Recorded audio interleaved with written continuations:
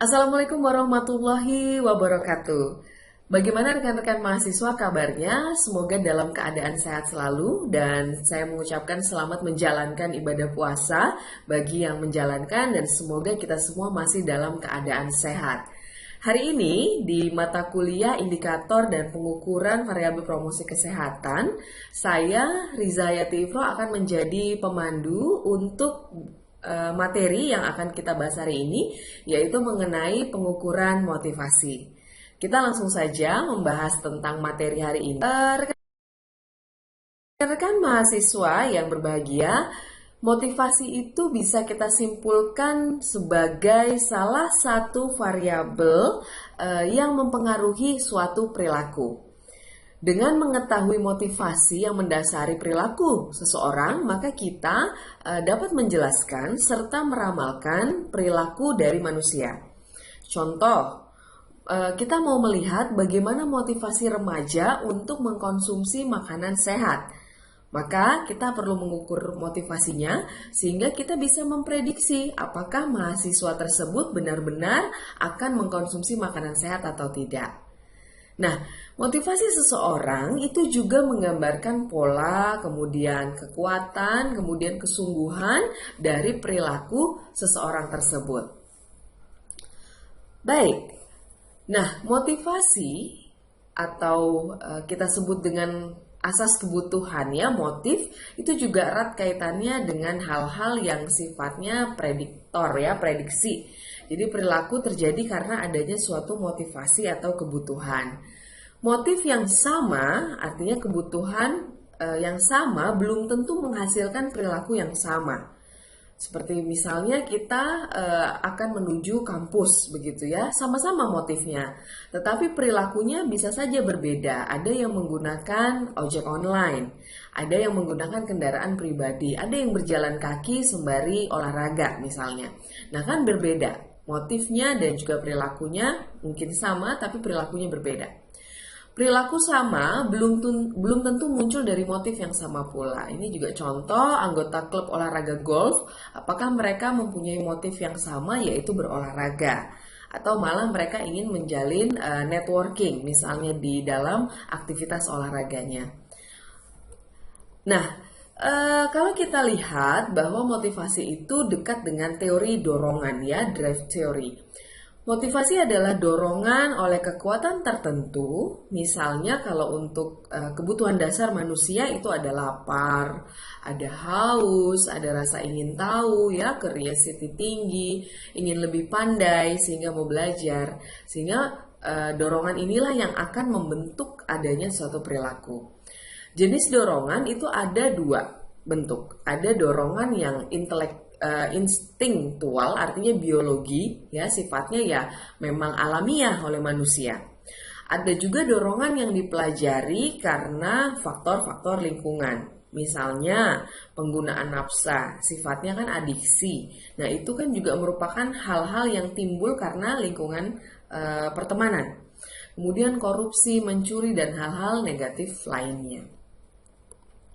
Nah, yang kedua, selain kita berkaca pada drive theory, ada juga disebut dengan incentive theory.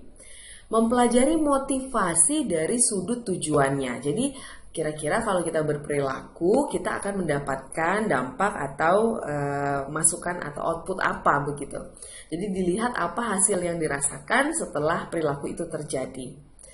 Jika ingin mencapai sesuatu atau dicapai menarik, maka seseorang akan lebih termotivasi. Misalnya mahasiswa bagi yang mengumpulkan tugas lebih cepat akan mendapatkan nilai A.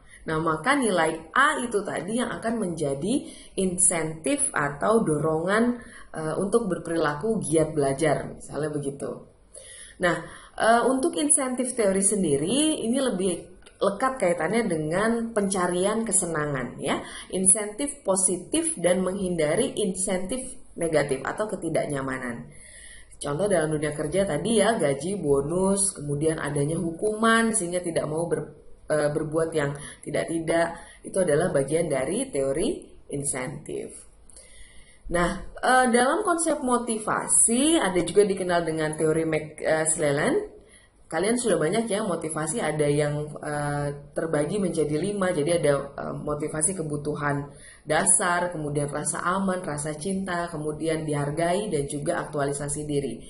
Kalau yang berbeda dengan teori McClelland, motif dibagi menjadi 2. Ada yang primer, ada yang sekunder. Kalau yang primer biasanya ya yang sifatnya alamiah dan tidak dipelajari, dan biasanya responnya spontan, itu motif primer. Sedangkan motif yang sekunder adalah motif yang dipelajari melalui adanya interaksi, ada hubungan sosial. Contoh ada motif berprestasi, need for achievement, maka teorinya beda lagi nih. Kemudian ada motif berafiliasi, motif untuk melakukan hubungan dan networking. Kemudian motif berkuasa, need of power, itu adalah bentuk-bentuk dari teori McClelland. Kita lanjutkan. Teori berikutnya adalah teori McGregor. Nah, di dalam teori ini kita berbicara tentang konsep teori X dan teori Y. Kalau yang X bertolak dari anggapan bahwa umumnya manusia itu tidak senang bekerja, senangnya santai, kemudian kurang ambisi, cenderung melakukan aktivitas yang kurang produktif begitu ya. Manusia juga kurang senang diberi tanggung jawab, kemudian lebih senang diarahkan, tidak mandiri. Ini adalah teori X. Kalau teori Y menurut McGregor bertumpu pada pandangan manusia itu aktif, kemudian suka bekerja, kemudian berprestasi, kemudian rajin. Contoh mahasiswa kalau ada tugas langsung dikerjakan, itu konsep teori XY khususnya untuk klasifikasi Y. Jadi kita lihat pertentangan-pertentangan yang terjadi apabila kita mau membandingkan antara satu kelompok dengan kelompok yang lain. Jadi kita cocok menggunakan teori McGregor. Nah, ini yang umum ya, yang sering dibahas, bahwa ada teori Maslow, yaitu teori yang ada 5 hierarkinya. Ada need ya, physiological need yang paling dasar. Kemudian ada security, safety needs ya, rasa aman, kemudian diterima, kemudian penghargaan, serta aktualisasi diri. Ini sudah sering dibahas dari semester-semester awal. Oke, selanjutnya ada motivasi berprestasi ya, di mana seseorang tersebut ingin berperilaku dengan adanya motif-motif karena dia ingin adanya suatu prestasi. Misalnya, kenapa orang mau diet? Karena mungkin dia ada tujuannya untuk lebih hidup lebih sehat, bisa begitu ya. Maka ada motif berprestasi di sana. Kemudian ingin tubuh lebih langsing ya, walaupun itu bukan menjadi tujuan diet yang prioritas ya, tapi itu merupakan motivasi mewujudkan cita-cita ataupun upaya untuk berprestasi. Jadi di sini contohnya ada hard learning, percaya diri, kemampuan yang kuat ya, kemampuan yang outstanding, jujur ya, dan hal-hal yang sifatnya prestasi. Nah, kalau kita lihat metode dan juga alat untuk mengukur motivasi, mengidentifikasi motivasi itu ada yang langsung, ada yang tidak langsung. Jadi kita mendorong motivasi seseorang itu bisa secara langsung dengan contohnya non materi, misalnya surat penghargaan ya, misalnya pujian begitu, itu adalah hal-hal yang sifatnya direct motivation. Kalau yang tidak langsung biasanya pemberian sarana dan prasarana. Contohnya piagam, medali, kemudian ada materi begitu ya, uang begitu, itu adalah metode-metode tidak langsung. Dan biasanya arahnya kepada sarana dan prasarana. Nah, model-model peningkatan motivasi khususnya untuk aspek kesehatan itu banyak modelnya. Ada model tradisional ya, insentif berupa materi, ada uang. Misalnya mahasiswa diminta untuk melakukan suatu perilaku, misalnya berhenti merokok. Maka apabila dia berhasil berhenti merokok, maka akan ada reward, misalnya begitu. Nah, itu adalah model yang tradisional atau model lama. Sehingga dalam konsep-konsep pemasaran sosial ini biasa tidak menjadi tolak ukur yang utama. Atau yang kedua adalah model hubungan manusia, di mana menekankan pemberian kebebasan berpendapat, berkreasi, kemudian mengembangkan diri. Ini adalah bagaimana meningkatkan motivasi. Jadi misalnya mahasiswa biar motivasi belajarnya meningkat, maka diajak untuk melakukan studi banding. Nah, itu adalah model-model hubungan manusia. Kemudian selanjutnya ada model sumber daya manusia, ya, arahnya kepada reward and punishment. Jadi kompensasi untuk suatu tindakan positif maka dia mendapatkan reward, insentif positif.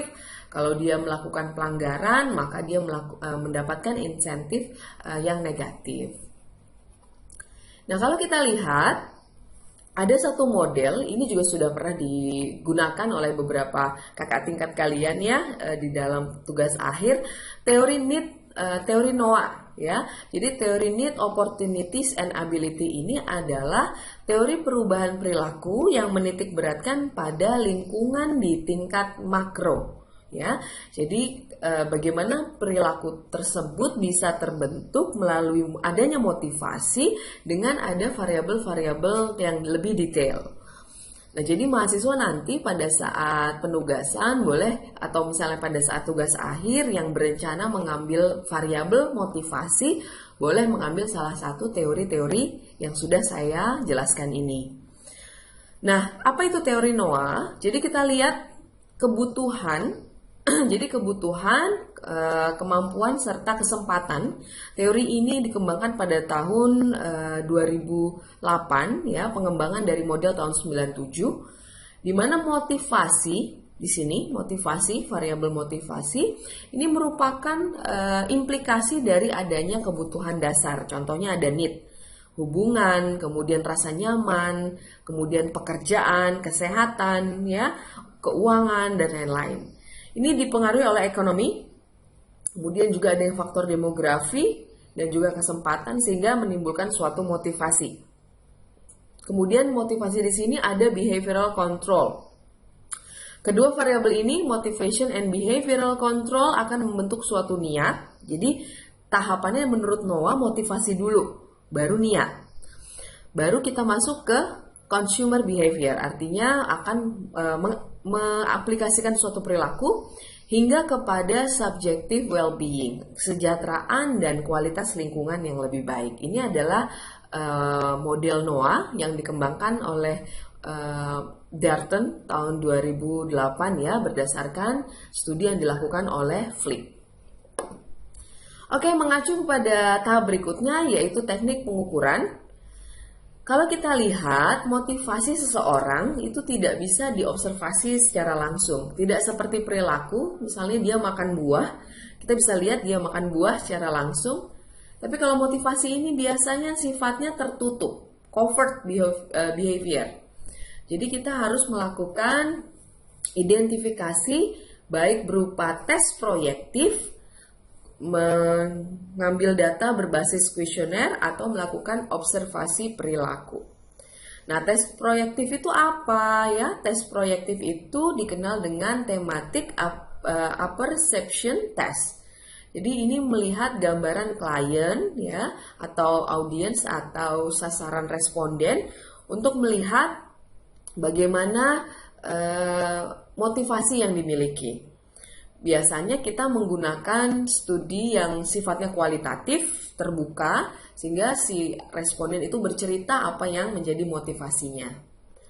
Berbeda dengan menggunakan kuesioner ya, jadi pengukuran menggunakan kuesioner ini sifatnya boleh self-administer atau wawancara. Kalau yang self-administer mereka mengisi sendiri ya, bisa menggunakan angket begitu. Kemudian ada yang sifatnya wawancara dengan panduan kuesioner. Sehingga nanti kita bisa lihat validitas dan reliabilitas dari hasil yang sudah kita ambil. Pengukurannya biasanya menggunakan skala Likert. Mudah-mudahan sudah tahu ya, skala Likert itu adalah skala yang tidak sifatnya tidak dua, artinya ya tidak, tetapi dia memiliki beberapa rentang. Jadi 1, 2, 3, 4, 5 mau berapa rentang yang dirasakan. 4 misalnya tinggi sekali atau motivasi tinggi atau seperti apa. Nah, ini contoh ya yang studi menggunakan kuesioner menggunakan skala Likert ya, biasanya menggunakan pernyataan-pernyataan favorable. Setuju, sangat setuju, tidak setuju, atau sangat tidak setuju. Kalau untuk ragu-ragu biasanya dihindari untuk netral karena menyebabkan kita tidak mendapatkan jawaban motivasi. Jadi responden harus memilih ya. Kalau dia memilih sangat tidak setuju maka mendapat scoring 1. Selanjutnya yang unfavorable maka sebaliknya kita membuat sangat setuju itu sangat setuju menjadi 1 skor. Skornya 1. Kalau sangat tidak setuju skornya 4. Berbeda dengan yang favorable, positif. Sangat setuju nilainya paling tinggi. Kalau yang unfavorable, sangat setuju nilainya yang paling rendah. Nanti silakan dibaca sendiri untuk memahami lebih lanjut. Nah, kriteria motivasi biasanya dibagi menjadi motivasi kuat, sedang, lemah. Ini menurut Hidayat saya ambil. Nah, kalau pengetahuan kan ada pengetahuan tinggi, sedang, rendah. Atau kalau misalnya health literasi, adekuat, borderline, rata-rata, atau underline. Ya, itu adalah contoh-contoh kriteria. Kalau motivasi biasanya strong, weak, ya, atau medium. Nah, kita coba lihat. Saya ada memiliki contoh studi instrumen yang berkaitan dengan motivasi ya. Memang literatur asing bahwa di sini kita melihat motivasi mengkonsumsi makanan sehat ya. Kita lihat pada remaja dewasa di Iran nih kalau tidak salah. Nah, kita lihat beberapa kuesioner untuk motivasi. Di sini dalam penelitian ini dilihat motivasinya terbagi menjadi 5 aspek. Ya, kalau tadi NOAA banyak sekali, kalau ini ada 5 sub-indikator. Jadi indikatornya motivasi, sub-indikatornya ada 5. Ada health, ada taste, ada price, ada mood, ada weight control. Masing-masing memiliki penjelasan sub-variabel, sub-indikatornya.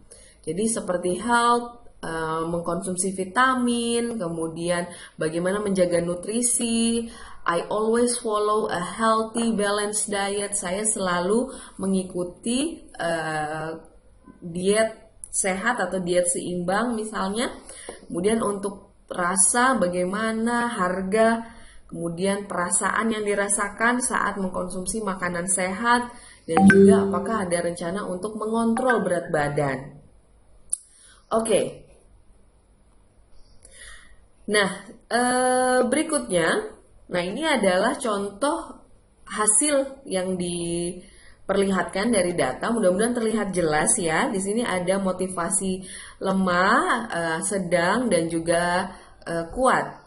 Bahwa kita lihat untuk frekuensinya sendiri total jumlah respondennya ada 1266, di mana 475 responden ini menjawab diklasifikasikan sebagai motivasi yang lemah berdasarkan hasil perhitungan. Nah, ini kita lihat ini bentuk contoh tampilan dari variabel motivasi. Jadi di sini dalam bentuk cross tab ya. Di sini motivasi lemah, sedang, tinggi atau kuat. Kemudian di sini di cross tab dengan variabel sosiodemografi. Jadi nanti rekan-rekan mahasiswa silakan membaca lebih lanjut terkait motivasi karena banyak sekali studi-studi yang menjelaskan tentang motivasi. Baik rekan-rekan mahasiswa, itu tadi penjelasan materi mengenai pertemuan hari ini, pertemuan ke-13 kalau tidak salah. Minggu depan, pertemuan 14, kita akan melakukan sesi Zoom dan diskusi. Jadi mahasiswa diharapkan membagi kelompok ya menjadi 4 kelompok ya. Kalau tidak salah ada 17 mahasiswa, silakan dibagi menjadi 4 kelompok. Pilih salah satu topik kesehatan, jelaskan singkat mengenai urgensi dari topik tersebut. Misalnya kelompok A mengambil tentang HIV AIDS ya, misalnya HIV AIDS. Kemudian kelompok 2 misalnya mengambil tentang makan sehat. Kemudian yang ketiga tentang aktivitas fisik. Nah, Tetapi kita tidak berbicara motivasi, jadi rekan-rekan mahasiswa diminta untuk membaca berkaitan dengan indikator, kalau ini variabel. Minggu depan kita belajar tentang dukungan sosial, ya, variabel dukungan sosial. Berdasarkan tema yang Anda pilih tadi. Jadi kalau misalnya HIV, misalnya Anda mengambil dukungan sosial dalam penggunaan kondom. Jadi bisa saja untuk pasangan atau dukungan sosial dari teman sejawat, misalnya kalau WPS begitu ya. Nah, itu Anda bisa kembangkan di sana. Lakukan yang pertama, Anda harus jelaskan dulu tentang indikator dukungan sosial. Satu slide saja boleh. Jadi dukungan sosial itu seperti apa? Nah, kemudian yang kedua, Anda cari teori yang menjelaskan tentang dukungan sosial tersebut. Bagus kalau dapat yang versi asing, artinya teori-teori yang populer internasional. Kemudian, yang pertama, jelaskan indikator dukungan sosial berdasarkan tema yang Anda pilih, ya. Urgensinya apa, kenapa memilih HIV, jadi HIV itu apa singkatnya. Kemudian yang kedua, indikator dukungan sosial untuk tema HIV itu seperti apa. Kemudian yang ketiga, Anda mencari teori dukungan sosial berdasarkan isu yang Anda angkat. Jadi teori yang ketiga. Yang keempat, coba susun instrumen pengukuran dukungan sosial. Berarti Anda sudah menguraikan item-item pertanyaan beserta jawaban. Mau jawaban yang favorable atau Goodman ya tidak, misalnya boleh. Tergantung bagaimana Anda menyusun instrumen tadi. Kemudian uraikan juga rencana teknik pengukurannya seperti apa. Berharap mahasiswa bisa menguraikan berkaitan dengan hal-hal yang perlu dibahas tadi. Dan buat maksimal 11 slide ya, termasuk 11 ini sudah termasuk slide, judul, nama, dan anggota kelompok. Tolong jangan menuliskan nama mahasiswa yang tidak ikut berpartisipasi dalam penugasan ini. Kita akan bertemu minggu depan di pertemuan ke-14, presentasi indikator dukungan sosial. Mudah-mudahan rekan-rekan mahasiswa bisa menyelesaikan dengan baik sebelum kita melaksanakan libur Idul Fitri ya. Oke, baik, terima kasih banyak rekan-rekan mahasiswa. Mungkin itu saja yang bisa saya sampaikan. Kurang lebihnya saya mohon maaf apabila terdapat kekurangan. Semoga bisa dipahami. Wabillahi taufik wal hidayah. Wassalamualaikum warahmatullahi wabarakatuh.